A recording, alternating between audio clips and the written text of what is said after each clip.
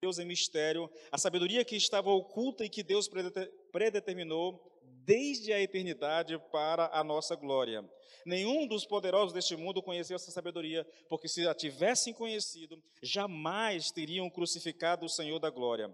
Mas como está escrito, nem olhos viram, nem ouvidos ouviram, nem jamais penetrou em coração humano o que Deus tem preparado para aqueles que o amam. Deus, porém, revelou isso a nós por meio do Espírito Santo. Só até aqui. Vamos orar mais uma vez, queridos, tá bom? Senhor, meu Deus e meu Pai, nós estamos na Tua presença e nós vamos ouvir agora a exposição da Tua palavra, Senhor. Fale conosco, meu Deus. Senhor, fale ao nosso coração. Espírito Santo de Deus, em o nome de Jesus, nós rejeitamos e repreendemos toda a ação maligna contra a nossa mente, contra o nosso coração, todo tipo de distração nesse lugar, Senhor, e nós clamamos nessa noite, Senhor, pelo Teu agir, pelo Teu mover na vida dos Teus filhos, Pai, em nome do Senhor Jesus Cristo. Ilumine o nosso entendimento, de maneira que a palavra seja bênção na nossa vida, de maneira que a palavra venha, Senhor, meu Deus, Pai, provocar em nós mudanças, transformações, para a glória do Teu santo nome. Nós oramos a Ti, Senhor, no nome de Jesus. Amém e amém. Queridos, eu vou começar, como eu já tenho muito tempo que eu estou sem pregar em Coríntios, eu vou começar aqui fazendo uma recapitulação, tá bom? Para poder chegar onde eu tenho que chegar, tá? Então eu vou trazer com vocês aqui, eu estou falando sobre a revelação da natureza divina, no caso aqui, tá bom? Paulo vinha falando sobre a sabedoria do mundo, sobre a sabedoria desse mundo, e aí ele trouxe isso do capítulo 1, capítulo 2, até o versículo 5. Agora ele está contrastando a sabedoria do mundo com a sabedoria divina, e ele está aqui, ele vai desnudar para nós a natureza dessa sabedoria divina. Como eu já tenho uma mensagem, na verdade eu tenho duas mensagens com esse tema já, tá bom? Na parte 1 e parte 2, eu vou reprisar a parte 2, onde eu cito exatamente as características dessa natureza da sabedoria divina. Paulo diz que ela é uma sabedoria de origem não humana. Olha o versículo 6, tá? Nós estamos falando sobre a natureza dessa sabedoria divina. Ela é uma sabedoria de origem não humana. Versículo 6, no entanto, transmitimos sabedoria entre os que são maduros, não, porém, a sabedoria deste mundo, nem a dos poderosos desta época, que são reduzidas a nada, tá? Então, há um contraste aqui, querido. Transmitimos sabedoria, mas não sabedoria do mundo. Porque, querido, é uma sabedoria de origem divina.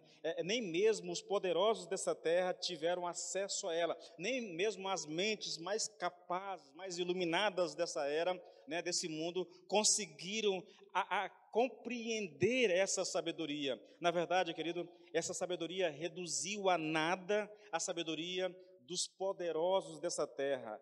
É o que Paulo fala aqui. Quando ele diz aqui sabedoria do mundo, irmãos, Nicodemo diz que essa expressão é uma referência à filosofia e à religião dos gregos e judeus daquela época, entendeu? Se refere aqui, querido, a um tipo de sabedoria que não procede de Deus, ou seja, é uma sabedoria totalmente humana, puramente humana. Quanto aos poderosos dessa época, isso aqui, no contexto, diz respeito aos governadores romanos, o sinédrio também aqui, e provavelmente aqui também um pouco da elite daquela época, entendeu? Veja que coisa interessante, irmãos. Há uma sabedoria que é apenas humana. Nós não desprezamos a sabedoria humana, tá? A sabedoria que é fruto da busca pelo conhecimento, do esforço em aprender, do estudo, entendeu? Que é fruto da nossa meditação, que é fruto do nosso esforço intelectual em tentar compreender o mundo, as coisas desse mundo. A gente não despreza isso. Só que essa sabedoria humana, ela não tem utilidade quando se trata da vida cristã, quando se trata da mensagem do Evangelho. Tá? É o que Paulo está dizendo. A segunda categoria aqui, querido, a segunda característica dessa sabedoria é que ela é uma sabedoria que está oculta aos incrédulos. Oculta. Versículo 7. Pelo contrário, transmitimos a sabedoria de Deus em mistério, a sabedoria que estava oculta. Ele diz assim, olha, transmitimos a sabedoria de Deus em mistério, e na sequência ele explica o que significa esse mistério, ou seja, ela é uma sabedoria que estava oculta, oculta, não acessível ao homem puramente, ao homem sem Deus. A sabedoria de Deus, ela só é acessível ao homem de Deus. Se você não conhece a Cristo, olha, você quer ver uma coisa interessante? Prova do que eu estou falando, querido. Hoje, com essa questão das redes sociais, o acesso à informação é muito, muito fácil hoje. Todo mundo com o celular na mão consegue alcançar e ter acesso a tudo, entende? Todos, sem exceção. O conhecimento está aí, os pregadores estão aí o tempo todo falando de Jesus, pregando o Evangelho, mas você sabe de uma coisa incrível, é que todo mundo ouve o Evangelho, mas as pessoas não conseguem compreender o Evangelho. Se você for para o YouTube, eu estou olhando aqui o YouTube, e colocar assim, culto ao vivo, queridos, vai aparecer um monte de igrejas transmitindo essa mensagem ao vivo. E é possível, a gente vê lá pela quantidade de visualizações, que há muitas pessoas acompanhando, há muita gente nos templos evangélicos ouvindo a pregação do Evangelho. Mas quer uma coisa interessante? Mesmo ouvindo o Evangelho, elas não aceitam a Cristo. Sabe por que não aceitam a Cristo? Porque elas não entendem o Evangelho. A sabedoria de Deus é uma coisa que a mente humana não consegue penetrá-la, não consegue alcançá-la, não consegue entendê-la. Quando Paulo diz aqui mistério, querido, essa palavra é uma referência a algo que anteriormente estava oculto em Deus, né, de todos os olhos humanos, mas que agora foi revelado na história por meio de Cristo e tornado compreensível ao seu povo, ao povo de Deus, por meio do Espírito. Esse mistério está relacionado à loucura da pregação que Paulo falou, ao escândalo da mensagem, né, de que a morte de Jesus Cristo na cruz é o ponto culminante do plano de Deus para a salvação. Essa sabedoria, esse mistério, todas essas palavras são palavras que estão conectadas a uma mensagem, a mensagem da morte de Cristo na cruz para salvar o ser humano. Paulo chama isso de loucura da pregação, escândalo para aqueles que se perdem, entende? Essa sabedoria de Deus, querido, em mistério, que estava oculta, diz respeito ao plano de salvação elaborado por Deus, que consistia na vinda de seu Filho unigênito à terra para morrer no nosso lugar. Ou, a gente pode dizer que a sabedoria de Deus é Cristo, né? Porque isso engloba a vida, morte, sepultamento e ressurreição. Olha, querido, Paulo diz explicitamente que a sabedoria de Deus é Cristo. Quando ele diz que é Cristo, ele está se referindo a todos os eventos históricos a respeito de Jesus. A vida de Jesus, o nascimento, a vida, a morte, o sepultamento, a ressurreição, a ascensão, tudo que diz respeito, são fatos históricos. Eu diria, o Brasil, diz as estatísticas, eu não sei se ainda permanece a mesma coisa, mas até um tempo atrás, 95% da população brasileira cria em Deus, dizia crer em Deus, e que frequenta alguma igreja. Essas pessoas sabem que Jesus Cristo morreu na cruz, que Ele deu a vida para nos salvar, a gente ouve isso. A questão toda é que a sabedoria de Deus é essa mensagem a respeito do sacrifício de Jesus Cristo, que veio para nos salvar, que deu a vida para nos salvar. Sabe uma coisa curiosa? Como eu prego há muito tempo, e eu percebo isso demais, você está pregando o Evangelho, está dizendo o que a Bíblia diz, anunciando o que a Bíblia diz, falando do céu, do inferno, mostrando as consequências do que é para o inferno, e você termina a mensagem e as pessoas elas não respondem a isso. Eu não ando fazendo apelo, vocês sabem disso, mas eu já fiz muito apelo na minha vida, querido, e as pessoas, da mesma forma que entram, elas saem. Elas não querem ir para o inferno, pergunte. Eu fiz discipulado com pessoas, pergunte, quer ir para o inferno? Não. Pastor, eu quero ir para o céu. Mas para ir para o céu tem que aceitar Jesus. Então você quer aceitar Jesus. Se você não quer ir para o inferno, quer ir para o céu, você quer aceitar Jesus. Não, pastor. É mais ou menos, a ideia é assim, irmãos. Eu sei que elas não elaboram isso na mente, mas a ideia que chega a nós é a seguinte: eu quero ir para o céu, mas eu não quero aceitar Jesus. Eu não quero me comprometer, entendeu? Eu quero viver a minha vida do jeito que eu estou vivendo, sem nenhum compromisso. Estou lembrando do Alex hoje, né? As 3 coisas mais difíceis da vida, né? Uma delas é ser crente. Ser crente é difícil, irmão. E realmente, irmãos, É difícil mesmo, entendeu? Mesmo tendo o Espírito Santo em nós, querido, é difícil. Nós somos chamados a viver uma vida, irmãos, de negação de muitas coisas, entendeu? De muitas coisas. A gente vive outras coisas tremendas, né? Aqui na terra, mas a gente abre mão de muita coisa, sabe? Quem quiser vir a mim, diz o Senhor Jesus Cristo, negue-se a si mesmo. Esse é o chamado do Evangelho, entende? Bom, o propósito de Deus em Cristo, irmãos, é misterioso. Não porque isso está guardado, as 7 chaves, entendeu? Não é isso não.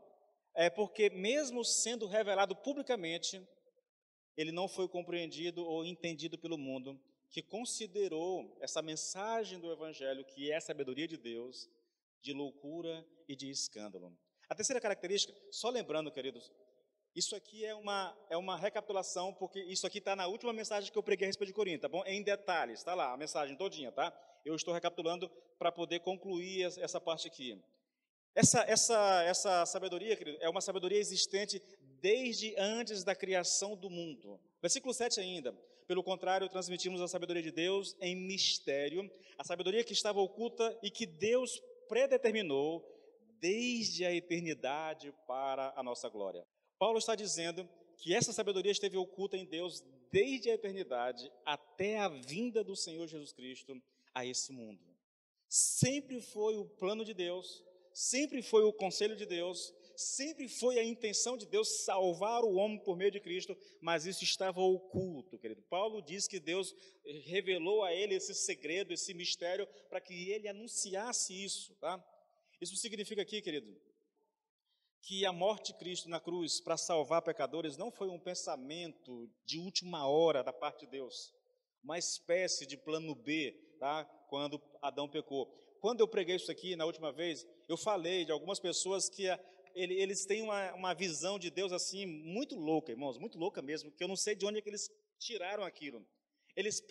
O pensamento é mais ou menos assim, olha, Deus tinha um plano em Adão, falhou, ele destruiu o mundo. Aí ele levantou Noé, Noé, e começou com Noé, só que a geração de Noé também falhou. Aí Deus muda o plano e levanta Abraão. E Deus vai tentando até que, enfim, como se ele, agora sim, vou tentar meu filho agora. Tudo deu errado, agora eu vou tentar Jesus. Não, querido, o plano sempre foi Jesus. O Novo Testamento se refere a Jesus como o cordeiro que foi sacrificado antes da criação do mundo. Tá? O plano sempre foi esse. Versículo 8, irmãos, olha que coisa interessante. Nenhum dos poderosos deste mundo conheceu essa sabedoria, porque se a tivessem conhecido, jamais teriam crucificado o Senhor da glória. A maior parte dos comentaristas, querido, concordam aqui que Paulo esteja se referindo aqui aos governantes romanos, tá? No caso Pilatos aqui, e também aos líderes judaicos. Nicodemos diz que esses poderosos aqui representam o mundo de maneira geral. E a gente concorda, querido, aqui, em parte eu concordo com a opinião de Nicodemos, pois aqui, eu particularmente acredito que a intenção de Paulo aqui é apontar para a elite política, religiosa e intelectual da sua época, entendeu? Penso que esses são os poderosos deste século. Agora veja, que coisa interessante, né, irmãos? Apesar de serem as mentes mais esclarecidas do mundo, eles não entenderam que a morte de Jesus na cruz era uma demonstração da sabedoria de Deus. E por que eles não compreenderam, irmãos? Porque ela estava oculta em Deus. E só podia ser entendida mediante uma revelação que viesse por meio do Espírito Santo. Eles não entenderam. Irmãos, eu fico pensando o seguinte, os líderes judeus, as maiores autoridades da época de Jesus, homens profundamente conhecedores das Escrituras, eles não entenderam. Deus manifestou a sua sabedoria, o seu plano, e eles não entenderam, querido. Na verdade, eles entregaram Jesus porque não entenderam. Paulo diz isso, porque se tivessem conhecido, jamais teriam crucificado o Senhor da glória. Eles não entenderam. Agora, essa é uma explicação, querido, de que as maiores mentes do mundo não entenderam Cristo. Há uma outra explicação.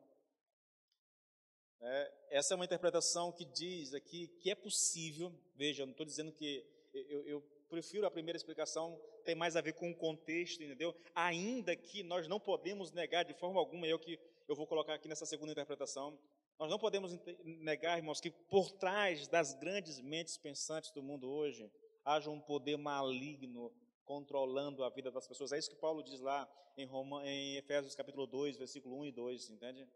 O príncipe da potestade do ar guiando as pessoas, controlando as pessoas.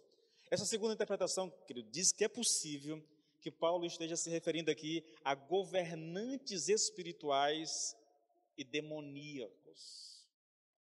Olha só, Colossenses 2,15. E foi na cruz que Cristo se livrou do poder dos governos e das autoridades espirituais. Ele humilhou esses poderes publicamente, levando-os prisioneiros no seu desfile de vitória. É um texto onde fala da vitória de Cristo sobre esses poderes. Essa interpretação aqui, querido, os defensores dessa interpretação acreditam que essa ideia se encaixa melhor em 1 Coríntios 2,6. Lá diz que a sabedoria dos poderosos desse mundo não entendeu, né? Esses poderosos desse mundo são esses seres espirituais, tá? E eu vou pular isso aqui, irmãos, porque eu estou olhando aqui a hora e já está muito adiantado, tá? Se você tem interesse em ouvir uma explicação, uma explanação mais completa, vá no último vídeo, tá? Eu tenho uma playlist lá de 1 Coríntios, a última ministração que está lá, eu abordo isso aqui exaustivamente, você pode olhar lá, tá, queridos? Bom, a questão é, irmãos, se essa interpretação aqui estivesse certa, de que os poderosos desse mundo aqui são esses seres espirituais malignos, então nós chegaríamos aqui a duas conclusões, tá bom? A primeira significaria que esses poderes das trevas, inclusive o próprio Satanás, eles não entenderam o plano eterno de Deus. Pelas escrituras do Antigo Testamento, eles sabiam que o Filho de Deus nasceria e morreria, mas eles não foram capazes de compreender o significado pleno da cruz, porque Deus ocultou essas verdades deles. A segunda conclusão significaria que também que Satanás pensou que o Calvário tivesse sido a grande derrota de Deus. Sim, querido. Inclusive, há uma música, né, que diz que o inferno entrou em festa quando Jesus morreu, porque eles pensavam realmente que ali eles estavam dando fim ao plano de Deus. Por isso que o diabo tentou matar Jesus desde de quando nasceu, entendeu? O tempo todo tentando matar Jesus. E ele achava que matando Jesus ele eliminaria o plano de Deus, quando na verdade matar Jesus era o plano de Deus para a nossa salvação. É um negócio assim, simplesmente impactante, tá? Mas deixado essa recapitulação, tá? E é aqui que nós vamos entrar agora, e aqui sim começa a ministração de hoje, querido, porque até aqui nós estudamos a respeito da sabedoria de Deus e a incapacidade do homem sem Deus, não importa quão sábio ele seja, de conhecer essa sabedoria. Agora, querido, nós vamos entrar em alguns detalhes. Paulo já expôs a sabedoria, Paulo falou das características, fez o contraste entre a sabedoria de Deus e a sabedoria do mundo. Agora, querido, ele precisa provar o que está falando. Ele está fazendo afirmações categóricas, impactantes, mas ele precisa provar. Irmãos, aqui, só isso aqui já valeria a mensagem, né? Qualquer coisa que um líder espiritual queira ensinar à igreja tem que ser provado à luz das Escrituras. Porque se ele não provar à luz das Escrituras aquilo que ele está falando, ele está pregando sua própria palavra. Ele está ensinando o seu próprio conhecimento. Ele não está sendo usado por Deus para ensinar a palavra de Deus. Nesse aspecto, irmãos, para mim, é por isso que a pregação expositiva é a melhor que tem, entendeu? Eu não prego ideias minhas. Eu exponho o texto bíblico. É o que eu faço, na verdade. Paulo sabe que depois de todas essas afirmações poderosas e contundentes, ele precisa, mesmo falando por parte do Espírito Santo, ele precisa provar que o que está sendo dito é bíblico, está na palavra de Deus. Como é que ele faz isso, irmãos? Versículo 9, querido. Ei, irmãos, primeiro, há muita confusão a respeito desse versículo, interpretações mirabolantes a respeito desse texto. Eu quero te mostrar algo mais simples a respeito disso aqui, tá bom? Olha o que Paulo diz aqui, 9. Mas como está escrito, nem olhos viram, nem ouvidos ouviram, nem jamais penetrou o coração humano o que Deus tem preparado para aqueles que o amam. As pessoas vêm para esse texto e elas fantasiam, como se Paulo estivesse falando de alguma coisa que vai acontecer no futuro, lá no céu. Não, irmãos, ele está falando aqui da sabedoria de Deus, só isso. Como é que Paulo faz, querido? Como é que ele prova o que ele está dizendo? Primeira coisa que ele faz é citar as Escrituras. É o texto, como está escrito. Como está escrito. Ele está dizendo, tudo o que eu falei a vocês a respeito da sabedoria de Deus, está escrito. Olha só, querido, há algo aqui, irmãos, que eu julgo de uma importância suprema, querido. O apóstolo está falando, inspirado pelo próprio Espírito, né? Ele está falando da parte de Deus, e ele sabe disso. É só você pegar o texto, irmãos, de 2 Timóteo 3,16, ou então 2 Pedro 1,21. Olha o que diz Pedro, olha, porque nunca jamais qualquer profecia foi dada pela vontade humana, entretanto, homens santos falaram da parte de Deus, movidos pelo Espírito Santo. Paulo tem consciência disso, irmãos. Mesmo sabendo que ele falava da parte do Espírito, Paulo sente a necessidade de provar por meio das Escrituras do Antigo Testamento o que ele está dizendo. O que ele está dizendo? Que o homem sem Deus, ele é incapaz de conhecer ou de compreender a sabedoria de Deus. Antes de continuar, querido, eu gostaria de mencionar aqui, superficialmente, mas eu gostaria de mencionar aqui um problema a respeito dessa citação que Paulo faz aqui nesse versículo 9. Nem olhos viram, nem ouvidos ouviram, nem chegou ao coração humano aquilo que Deus tem preparado para aqueles que o amam. De onde que vem essa citação, querido? Eu não vou entrar em detalhes porque eu não quero tomar o tempo da administração com isso aqui. É uma questão técnica, tá bom? Nicodemos diz que possivelmente vem de Isaías 64, versículo 4, e ele está citando aqui basicamente o texto, a Septuaginta. A Septuaginta é uma tradução grega do Antigo Testamento. Os judeus tinham os livros em hebraico, né? Mas tem lá a Septuaginta, que é uma versão grega do Velho Testamento. A versão grega do Velho Testamento diz assim, olha, desde a antiguidade não temos ouvido, nem os nossos olhos viram um Deus além de ti, e as tuas obras, as quais irás realizar para os que esperam por tua misericórdia. Você percebe? Não é a mesma coisa, é diferente. Há alguns detalhes, mas não é a mesma coisa, tá? Mas Nicodemos acredita que esse texto vem daqui, e ele cita também depois, lá na frente, um outro texto, Isaías 65, que corrobora isso aqui. É como se Paulo estivesse pegando pedacinhos de texto e fazendo aqui criando aqui uma citação, tá? A outra explicação para isso, querido, vem de um homem chamado Gordon Fee, que eu tenho estudado muito para poder pregar em Romanos, tá? Ele diz aqui que pelo fato de não se encontrar nenhum paralelo exato no Velho Testamento, e não há realmente, tá bom?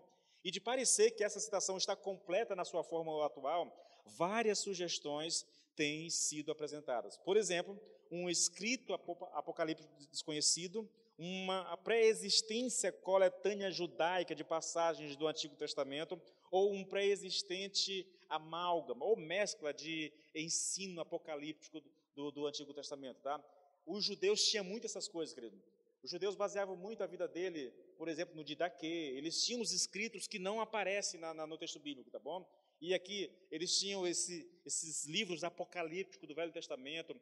Eu vou citar aqui um para vocês chamado A Ascensão de Isaías. Eu fiz uma leitura panorâmica desse texto. Irmãos, eu descobri nesse texto que a Bíblia fala de um terceiro céu. Nesse livro fala de um quarto céu. E eu fiquei, meu Deus, tem um quarto céu. E eu vi um quinto céu, um sexto céu, um sétimo céu. Eu digo, vou parar por aqui, porque senão está lá no livro da Ascensão de Isaías, né? É um livro apócrifo, tá? Gordon Fee diz, mas eu não achei, eu li porque eu estava querendo a expressão. Ele diz que essa expressão aqui que Paulo cita aqui vem desse livro, mas eu não achei, tá? Eu não achei.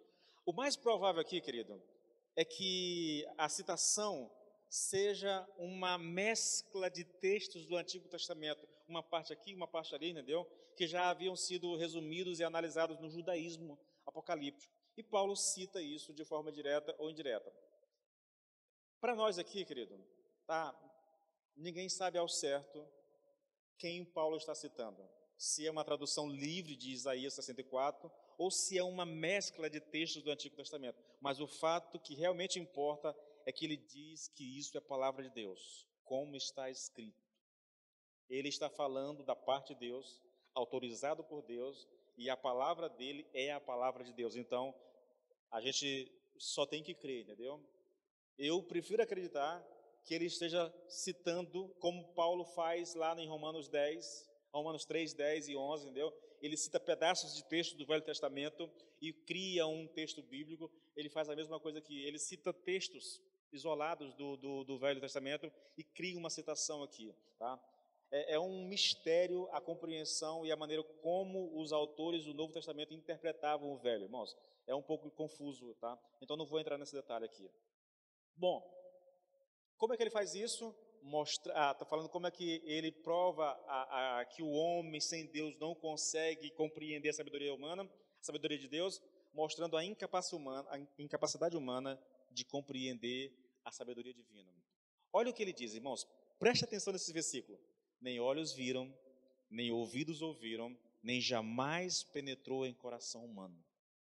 Quando Paulo cita aqui, ele está citando aqui, irmãos, órgãos físicos, olhos, ouvidos e o coração, que aqui é traduzido por mente, tá bom? Paulo está enfatizando aqui o processo de percepção, análise e assimilação dos fatos. São essas as ferramentas humanas para a aquisição do conhecimento. Olhos, ouvidos, mente. Paulo está dizendo que esses órgãos, por si mesmos, não podem dar ao ser humano a sabedoria para conhecer e compreender a obra divina da salvação. Eu vou dizer isso de outra maneira, querido. É humanamente impossível, até mesmo para as mentes mais brilhantes desse mundo, compreender a sabedoria de Deus. Queridos, eu vou, a partir do próximo domingo, falar da obra do Espírito Santo. E eu venho dizendo, eu estava falando para minha esposa esses dias, né? A mensagem, querida, e isso vale para nós aqui, para crente. Eu falei para ela, amor, isso vale para crente. A mensagem para ser compreendida, a mensagem para surtir efeito em nós, ela tem que ser aplicada ao teu coração pelo Espírito Santo.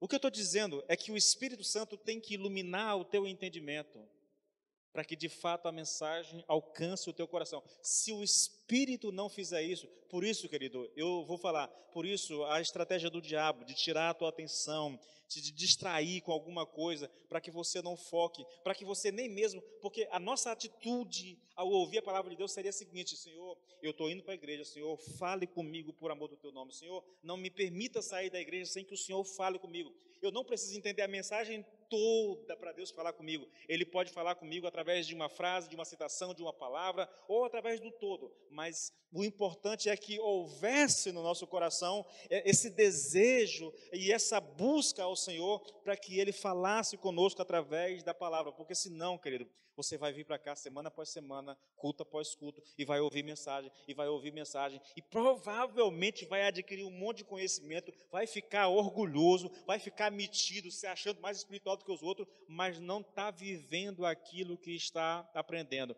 E se você não está vivendo aquilo que está aprendendo, o que você está aprendendo não vai te fazer bem. Sabia disso? Conhecimento bíblico, quando não é aplicado, ele te deixa orgulhoso. E nós corremos um sério risco, irmãos, de saber muita coisa da Bíblia e não ter uma vida transformada. Esse é um dos maiores perigos. É só você olhar para os judeus, para os líderes judeus. Eles conheciam minuciosamente os escritos, mas aquilo não os transformou, não os ajudou. Pelo contrário, o conhecimento que eles tinham tornou o juízo de Deus sobre eles mais severo. 1 Coríntios 2,14, irmãos, o homem natural não aceita as coisas do Espírito de Deus, porque eles são loucura. Loucura. A mente moderna, a mente científica, zomba, escarnece da mensagem do Evangelho. E elas não podem entendê-la, querido, porque diz a palavra, essas coisas se discernem espiritualmente. Só o Espírito Santo, para iluminar o nosso entendimento e nos dar a conhecer a palavra de Deus. Se o Espírito não fizer isso, irmãos, nós nos tornamos pessoas religiosas, cheias de rituais, cheias de conhecimento, mas sem vida de Deus. Como é que Paulo prova, querido, que o homem sem Deus não consegue compreender a sabedoria humana? Ele faz isso mostrando que a sabedoria de Deus está restrita aos que amam a Deus. Eu ainda estou no versículo 9. Agora, versículo 9. Nem olhos viram, nem ouvidos ouviram, nem jamais penetrou em coração humano o que Deus tem preparado para aqueles que o amam. A sabedoria de Deus é para aqueles que o amam, tá? Essa sabedoria de Deus, querido, ou esse plano de redenção, foi estabelecido por Deus antes da criação do mundo. É o que diz lá em Efésios 1, 4 e 5. Antes da fundação do mundo, Deus nos escolheu para sermos santos e irrepreensíveis, e em amor nos predestinou para Ele, para sermos adotados como seus filhos por meio de Jesus Cristo, segundo o propósito da sua vontade. Olha, esse plano de redenção, através do sacrifício de Jesus Cristo, foi preordenado por Deus desde a eternidade. Estou dizendo a mesma coisa. Irmãos, isso é interessante. Olha, transmitimos sabedoria, a sabedoria de Deus em mistério, a sabedoria que estava oculta e que Deus predeterminou desde a eternidade para a nossa glória. Ou Atos 2:23, porém, seguindo um plano já estabelecido por Deus, vocês, com a ajuda de homens maus, mataram Jesus pregando na cruz. O plano de Deus, antes da fundação do mundo, era que Jesus Cristo morresse naquela cruz. Os judeus, com a sua inveja e a sua raiva de Jesus, eles só deram ação, continuidade a esse plano. Eles só foram usados por Deus para que o plano se concluísse, querido. Esse plano redentivo, essa sabedoria de Deus, está restrita apenas aos eleitos, irmãos. Isso é fato. Olha que coisa. Atos 13, versículo 48. Eu gosto desse texto mais. Os gentios, ouvindo isto, se alegravam e glorificavam a palavra do Senhor. Paulo está pregando, os gentios creram. Aí Paulo está registrando aqui a reação deles depois que creram, né? Os gentios, ouvindo isto, se alegravam e glorificavam a palavra de Deus. E aí Paulo vem e diz, olha, e creram, Lucas na verdade, né? E creram todos os que haviam sido destinados para a vida eterna. A sabedoria de Deus está oculta das pessoas. Foi estabelecida antes da fundação do mundo, desde a eternidade, pré-determinada por Deus desde a eternidade, para aqueles que amam a Deus, para os eleitos de Deus. A questão é, irmãos, e a gente precisa chegar a isso, né? Como eu posso saber que eu sou um eleito de Deus? Olha, eu já preguei muito sobre isso aqui, eu já falei, já citei características. Toda a carta de 1 João que eu preguei aqui a vocês tinha como propósito exatamente da ciência de que nós pertencemos a Deus, de que nós somos eleitos de Deus, querido. Mas existem alguns testes muito simples, irmãos. A primeira coisa é, você crê na mensagem do Evangelho? Você tem prazer na mensagem do Evangelho? Você ama a Deus? Você tem prazer numa vida de santidade? Lembra lá? Deus nos escolheu em Cristo antes da fundação do mundo para quê? Para sermos santos e irrepreensíveis. A principal característica de um eleito é santidade. Eu tenho prazer na santidade. Eu posso até ter fraquezas, mas o meu coração se alegra na santidade de Deus e em querer viver uma vida santa para Ele. Se eu não gosto de viver uma vida santa, se eu não tenho prazer na santidade, se eu não busco viver isso, então isso é um sinal muito claro de que talvez eu não seja um eleito de Deus. Nós podemos resumir tudo o que nós estamos estudando aqui nessa sessão, querido, ao seguinte. É uma espécie de paráfrase dos versículos de 6 até o 10. Falamos da sabedoria de Deus, a salvação por meio de Cristo, do Cristo crucificado, a qual nenhum dos governantes dessa era compreendeu, pois estava oculta em Deus, mas ao mesmo tempo está escrito, o que ninguém pôde ver, o que ninguém pôde ouvir ou entender sobre os caminhos de Deus, são essas mesmas coisas que Deus preparou para aqueles que o amam. Aquilo que o mundo não pode ter acesso, Deus preparou para nós. Olha, queridos, essa é uma verdade estonteante, sabia? Essa é uma verdade estonteante.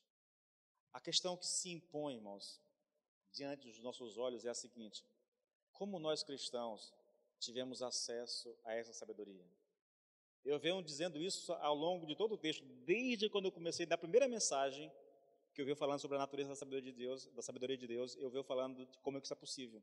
O texto diz: aquilo que os olhos não viram, que os ouvidos não ouviram, aquilo que não penetrou em coração humano, foi o que Deus tem preparado para aqueles que o amam.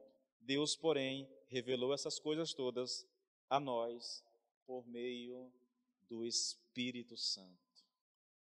Queridos, eu vou começar uma série de ministrações a respeito do Espírito Santo e desse agir do Espírito Santo na nossa vida, porque é disso que Paulo vai tratar agora, tá bom?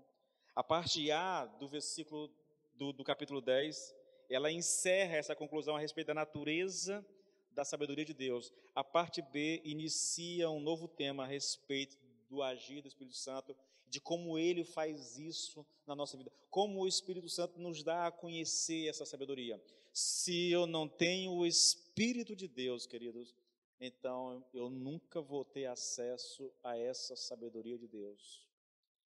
Irmãos, é importante que a gente tenha consciência disso, querido.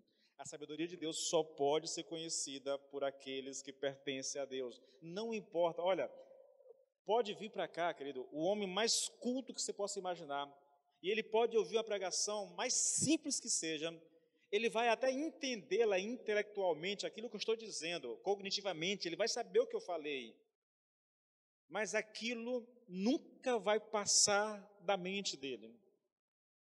E a mensagem que só alcança a mente do homem, ela não tem efeito na vida dele, entendeu?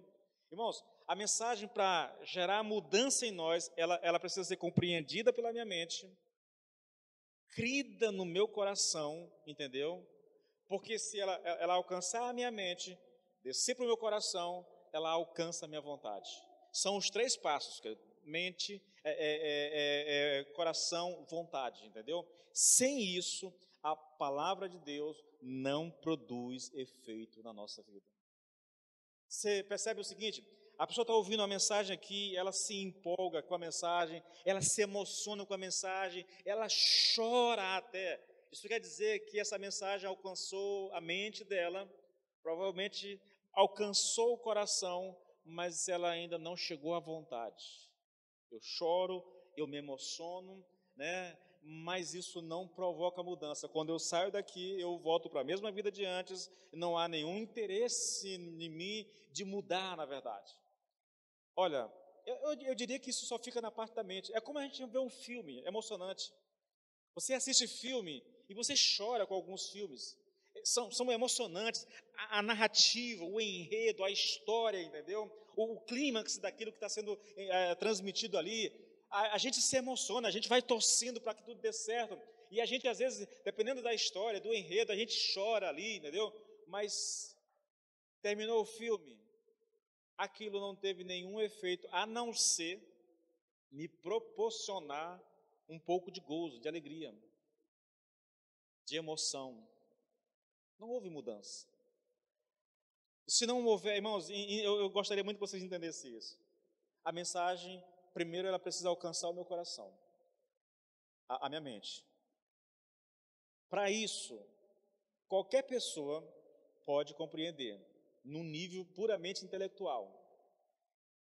É como se eu estivesse, o cara tem uma mente muito sagaz. E eu estou dizendo que a sabedoria de Deus, ela não pode ser alcançada, compreendida pela mente humana de um homem sem Deus. O cara entende isso, você está me dizendo isso, eu entendi. Está aqui, entendeu? Só que essa compreensão que ele teve não vai alcançar o coração, porque esse processo daqui para cá, só o Espírito faz. Não é a sua vontade, não é o seu querer, não é a sua capacidade intelectual, não é o seu esforço, só o Espírito faz isso, irmãos. Deus revelou isso a nós por meio do Espírito, é Ele que faz isso. Paulo, ele está falando da igreja, o tempo, irmãos, oh meu Deus, o tempo, irmãos, tudo deu errado hoje, porque começou muito tarde hoje. Paulo está falando à igreja de Tessalônica, e ele está dizendo o seguinte: olha, a palavra de Deus chegou a vocês no poder do Espírito Santo. E porque a palavra de Deus chegou a vocês no poder do Espírito Santo, o testemunho de vocês é tão poderoso que eu não preciso mais nem pregar. Onde eu chego, eu estou ouvindo daquilo que Deus está fazendo no meio de vocês. As pessoas estão contando aquilo que Deus está fazendo no meio de vocês. Por quê? Porque a palavra chegou no poder de Deus, alcançou o coração do homem e provocou mudanças tremendas. Aquelas pessoas que antigamente eram idólatras, que antigamente viviam no paganismo, no politeísmo, entendeu? Viviam servindo muitos deuses, eles abandonaram os deuses, se voltaram para o Deus verdadeiro, e houve uma mudança tremenda na vida dessas pessoas, e todas as pessoas que conheciam essas que foram alcançadas pelo Espírito Santo, estão dando testemunho daquilo que Deus fez na vida dela. Queridos, o Evangelho é isso, é um negócio poderosíssimo. Paulo diz, o Evangelho é o poder de Deus para a salvação daquele que crê. Há um poder nesse Evangelho, irmãos, há um poder nessa mensagem. Esse poder não depende do teu intelecto, não depende da tua capacidade intelectual, dos teus estudos. Não, depende do Espírito Santo te revelar. A mensagem de Deus é uma mensagem que é revelada a nós, entendeu? Nós não chegamos à compreensão do texto pelo muito saber, pelo muito estudo, ainda que a gente precise estudar, mas não é isso que nos dará aquilo que nós precisamos. O verdadeiro alimento para a alma, ele vem da parte do Espírito Santo. Então, tanto faz se você é um iletrado, que não sabe de nada, ou se você é um doutor. Se o Espírito não agir em você, os dois vão entrar e sair do mesmo jeito, e não vai haver mudança, querido, porque quem provoca a mudança, quem causa a mudança é o Espírito Santo. E eu estou louco para chegar aqui na segunda parte dessa mensagem, para explorar esse agir do Espírito Santo na vida do ser humano, querido. Porque a nossa maior necessidade, eu vou encerrar com isso aqui, querido, a nossa maior necessidade como igreja, é por isso que eu quero fazer o retiro para tratar só do Espírito Santo, querido. É do Espírito Santo agir na nossa vida. Nós somos seres espirituais, irmãos. Entenda isso. Nós não somos cidadãos desse mundo. A Bíblia é muito clara, nós estamos aqui de passagem. Nós pertencemos a um outro reino, o reino do qual nós somos parte é um reino espiritual, querido, é um reino de poder, de glória, querido, de majestade, e nós somos chamados a manifestar essas coisas nesse mundo, porque se nós manifestarmos isso nesse mundo, esse mundo será atraído para Deus, irmãos. O drama nosso e o dilema da igreja é que ela vive numa dimensão mundana e carnal o tempo todo, irmãos. Não há poder de Deus. E eu não estou falando de milagres. Milagres até são, mas não estou falando disso não. Eu estou falando de uma vida verdadeiramente transformada, de um homem de Deus cheio do Espírito Santo, que ele funciona quase que como um imã, atraindo as pessoas, entendeu? Para si. Nós precisamos disso e precisamos buscar o Senhor para que Ele nos dê isso, querido. Porque assim nós cumpriremos o nosso papel nessa terra. Assim nós cumpriremos o chamado do Evangelho para as nossas vidas. Porque enquanto nós estivermos falando de nós mesmos, irmãos, enquanto nós vivemos uma vida como qualquer pessoa descrente vive, querido, nós não teremos poder para manifestar, irmãos. E enquanto não houver poder na nossa vida, nós não vamos ajudar as pessoas. Irmãos, sem o poder do Espírito Santo, nós não podemos ajudar as pessoas. Se fosse por conhecimento, nós temos muitos doutores formados, com seus PhDs por aí, entendeu? Eles não podem ajudar as pessoas. Escute bem, querido. O mundo que nós vivemos está doente. Doente. As pessoas vivem adoecidas mentalmente. A alma delas estão quebradas. Gente se suicidando, gente controlada por ira, sabe, por raiva, gente infeliz, gente que tenta de tudo, busca nas drogas, busca no sexo, busca nas aventuras, na adrenalina, tentando preencher um vazio da alma dela, mas nada disso vai preencher, irmãos. Porque esse vazio só Deus pode preencher. E nós somos, querido, dentro da nossa realidade, do contexto em que nos cerca, nós somos os instrumentos de Deus para alcançar essas pessoas. Você, querido. Sabe aquele casal amigo seu que está lá com a vida arrebentada, brigando, querendo se separar, querendo se matar? Sabe a tua amiga em depressão, que não quer sair de casa, não quer comer, não quer mais viver? Não adianta você mandar ela para o psicólogo. Não adianta você... Ou o Espírito Santo, querido, age na vida dessas pessoas, ou não haverá esperança para elas. Mas para que o Espírito Santo faça isso, eu vou dizer quase que uma heresia, irmãos, ele precisa de nós. Ele precisa de nós. Se Deus quisesse, ele poderia suscitar filho de pedras, mas ele não quer. Ele quer nos usar. Eu queria que você entendesse, que você se colocasse à disposição de Deus, irmãos, para ser instrumento nas mãos do Senhor, para ajudar as pessoas. Irmãos, escute, irmãos, o mundo está doente, irmãos. Doente de uma forma como a gente quase nunca viu. Como pastor, eu tenho acesso a muitas dessas coisas, irmãos, é loucura, é loucura. O nível de sofrimento das pessoas, de tristeza, de abatimento em muitas vidas. O desejo por dar fim à vida, querido, é uma coisa assustadora, assustadora. E o engraçado é que as pessoas estão nessa situação e elas não querem saber de Deus. Elas não querem saber de Deus. É por isso que, muito mais do que um pastor que vai chegar num casal estranho, numa pessoa estranha, para falar de Deus, muito mais, querido, seria melhor se você que é amigo, que é parente, chegasse lá. Entende? Mas para isso é preciso que você seja cheio do Espírito Santo. A minha oração, e Deus sabe disso, eu tenho dito para o Senhor, não é egoísmo, eu não estou pedindo por egoísmo, mas a oração mais comum e frequente nos meus lábios é: Senhor, me batiza com Teu Espírito, Senhor. Me batiza com Teu Espírito. Porque eu sei que sem o poder do Teu Espírito não dá para fazer a obra. E não dá mesmo, irmãos, não dá. Mas vamos deixar isso aqui para a semana que vem, tá bom? Vamos nos colocar de pé. Nosso horário já se esgotou já. Senhor, meu Deus e meu Pai, nós estamos na Tua presença, Senhor. Somos Teus filhos. Senhor, nós somos Teus filhos. Tem misericórdia de nós. Senhor, nós não sabemos o que queremos, Senhor. Nós vivemos enganados, Pai, por esse mundo, pelos prazeres do mundo, buscando muitas vezes, Pai, as coisas desse mundo, Senhor, quando na verdade nós deveríamos buscar o Senhor.